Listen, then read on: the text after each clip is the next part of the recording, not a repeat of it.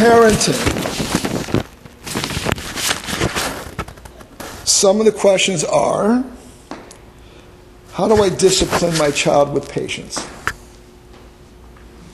How do I give them a sense of right and wrong? Well, that we're not going to address because that's based on your value system. So we're not going to get involved in that right now. Time management, anger management. I think that's something. You want to get into time management, Master Quintano? Yes. Or disciplining with patience? Why don't you come over here? And if you have any questions about parenting, this is the time to do it. Because you've already got an abundance of stuff that you can put to use tomorrow morning that's going to improve the quality of your life. Master Quintano. Yes, sir. Disciplining with patience. What happens a lot of times, it turns into not disciplining. Because people, oh, well, I can't yell, scream. Yes, sir. I can't, oh, yes, sir. I can't yell, scream. Oh, I don't want to hurt them. No discipline. Discipline with patience just means that whatever you choose to do as your discipline, as your consequence, do it not out of anger. If you do it because you're angry, it's going to have a negative connotation to the child. If you do it because out of the love you have for them, it's going to be positive to them. Even if it's not something they're happy with. They may still cry, they may still say, I hate you, they may still say all this, but it's going to have a positive effect on them. How to do that, that's the hard part, because they just dumped the entire container of flour all over the floor, whatever it is that made you angry, because we get angry too. Walk away. Say, I'll be right back to deal with this, and walk away. Calm down, count to 10, count to 500, whatever number it takes, then go back in. Then in my mind, when we discipline the children here, it can't be just the criticism. It can't be just the correction. Because children, unlike us, we kind of figure things out in our heads. Children don't. You did that wrong. I'm bad. Immediately what comes into their head. So, we have a negative effect on that. Are children your behaviors? No. So you want to make sure that it's separate, the child, the behavior.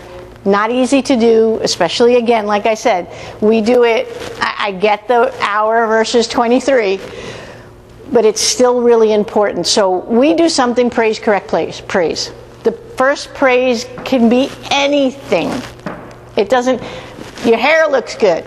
I like that shirt. It doesn't even have to do with the situation. If it can, then that's good. I like the way you were trying to do this. Next time, do this. I know you're really good at it.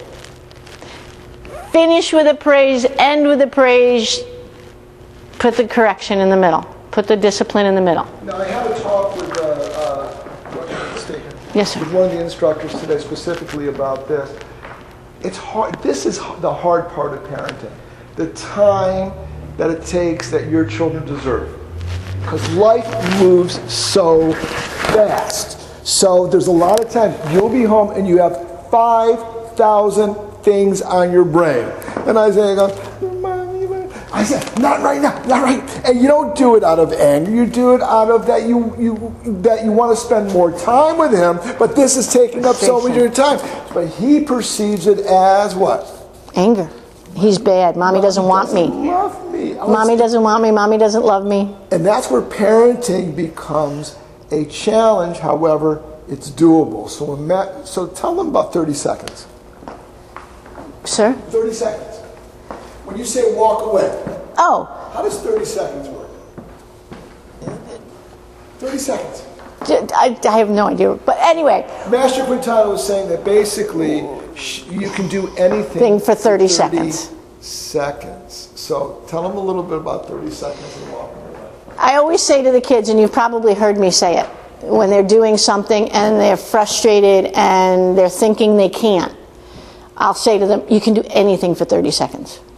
For 30 seconds, you can do anything. So the same thing, you're frustrated with your child, which happens. That's normal. You're frustrated. Walk away for 30 seconds. Then come back. You can calm yourself. Even if you're still seething, you can calm yourself down for 30 seconds to deal with the child so that they feel empowered. Another thing which I didn't go over is consequences. Child needs consequences, but they have to be follow-through consequences. I hear it constantly in the studio. Oh, if you don't do this, I'm not doing that. If you don't do this, I'm not doing that. If you don't do this, I'm not doing that. Ralph's is a big one. If you're not good in class, I'm not taking you to Ralph's. They have a terrible class, and I see them walking out of Ralph's. Well, they cried. But then your whole setup no longer works. Children are not dumb. They're very bright. They're very perceptive. So they know, well, Mom said that, but I don't have to listen because I'm going to get it anyway. So following through with a child's consequences, and they need to have consequences. Actually, kids desire consequences. It gives them boundaries. Without the boundaries, kids are uncomfortable because they don't know what they're supposed to do. A lot of times that causes them to misbehave. With boundaries, they're much more comfortable because they know, oh, well, this is what I'm supposed to do. I know what to do. I'm comfortable. Speaking of boundaries, can you talk briefly about what's the difference between being a parent or a friend? Yeah, that's one of my big ones. A lot of parents, not you guys actually, all three of you know, but a lot of parents want to be their best buddy. They want their kids to like them like their best friend. You can't be the person setting boundaries and the best friend at the same time. Best friends don't set boundaries. Your children love you whether you're their best friend or not, and they're going to. They may say, I hate you. My mother used to say if I didn't say it 5 or 6 times in a year, she was doing something wrong. They need that help. And the more they have that guidance, which is what it is. As a parent, you want to be a guide, not a participant. I guess kind of, sort of. You want to be you're not participating with them you're guiding them to what they're doing. So you want to be a little bit less of a buddy and friend. Let them find one of those outside. They will. And more of the guide, the parent, the person they come to when they're confused as to what to do. Because if all through their little childhood, you're the one that's helped them through that, when they get into those teen years, when they're getting really real challenges of, I don't know what to do, they'll come to you. Because they connect that you're the guide. So it's really important. It's important because you want them to behave younger, but it's the perception that's developing in their mind as they get to be teenagers that you're the one to come to. You're the one that guides them. You're the one that gives them the parameters that are correct. Thank you, Matt. On that note, can I have that? Yes. I cannot believe how many times I have heard it's because they're a teenager. They have teenager-itis, or they have teenager... Your kids are going to be teenagers. Lucas got it. She can't even say. So, oh my God! Master Quinton. So the thing is, teenagers end up having teenager-itis because parents abrogate their need to be parents. They end up trying to be their friend, and the parent cannot keep up with their teenager. With social media, and I mean, the MySpace used to be the big thing a few years ago. Nobody's ever heard of MySpace. And now Facebook is a cool thing. 1.2 billion people around the planet use Facebook. Next year, could be out of business. That's why I didn't buy stock in it. You never know. So it's so hard for a parent to keep up. But yet, your kids love you because you are their parent. And if you could be their best buddy, it has to, the hierarchy should be parent and then buddy. Is that correct? Okay. Now, I wanted to address this really quick because I can give you a really quick sense on this. What short-term or fast-working techniques can be used to aid children in relieving anger? Getting rid of anger. Your kids ever get angry? All the time. I meant your husbands. How about your kids?